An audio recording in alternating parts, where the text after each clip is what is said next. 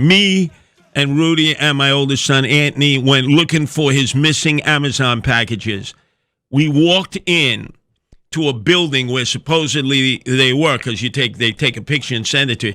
Can you imagine the guy behind the counter who is shaking? He sees Rudy, Mr. Crime Fighter, and America's vigilante, Curtis Sliwa, and would say, "Where are the packages? Give up the packages." He's shaking.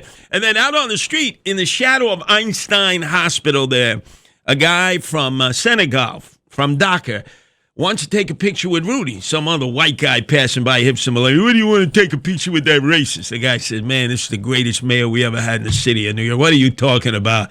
Hey, why don't you go to Senegal, Dakar, where I'm from?"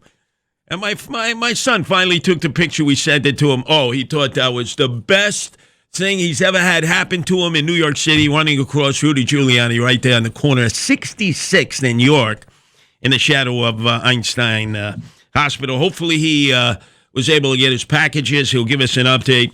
Anyway, a few other notes before we get back to all the phone calls.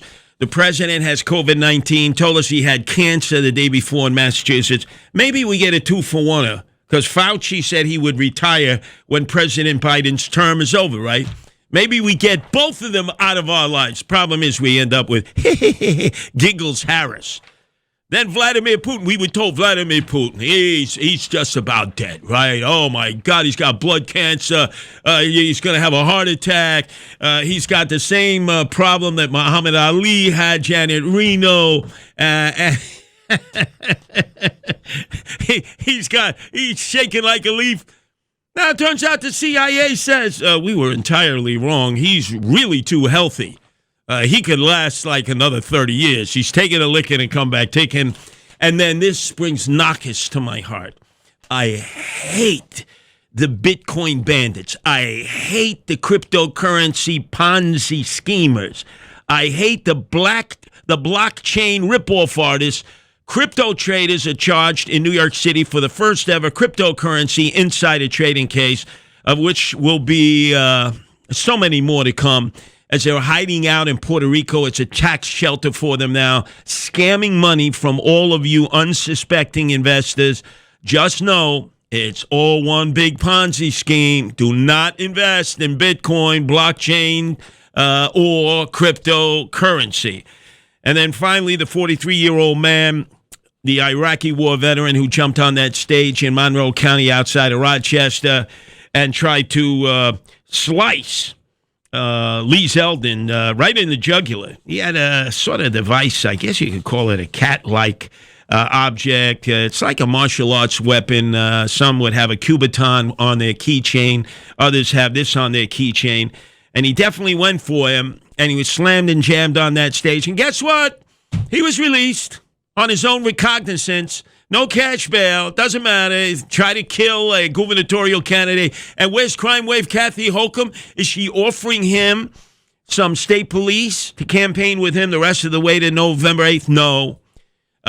Is she going to Rochester, which just declared a crime emergency, the 44th murder they've had this year? Whole gangs control streets that the cops can't go into. A police officer was executed last night while on patrol. His partner seriously injured. You think she'd be sending in state troopers? She'd be leading the charge in there? No, she's leading the charge against sharks. That's right. They're sending in helicopters, jet skis, more lifeguards, more sightings of sharks in Quogue. Oh, the great white shark came up on the beaches of Southampton and Quogue. Everybody out there is like, oh, my God, my life in Suffolk and Nassau and in the Irish Riviera in the Rockaways. So if you have a crime problem anywhere in New York State, just claim that your assailant, the perp, was a shark. And I'm sure you'll get the full attention of Crime Wave Kathy Holcomb, who's in California today. What the hell is she doing in California? Probably having tea and scones with pretty boy Gus Newsom in Sacramento as he plans his presidential takeover of Joe Biden, right? I mean, come on. It's kind of obvious. It's the drain on the grid. There is a fear that there will be a series of brownouts, possibly blackouts, throughout the country. You think we got it bad here in the tri-state area? No, even though it'll be in the high 90s with hot, sweltering, humid heat until maybe the middle of next week. There are other parts of the country like Austin, Texas, 40 days, temperatures over 100 degrees.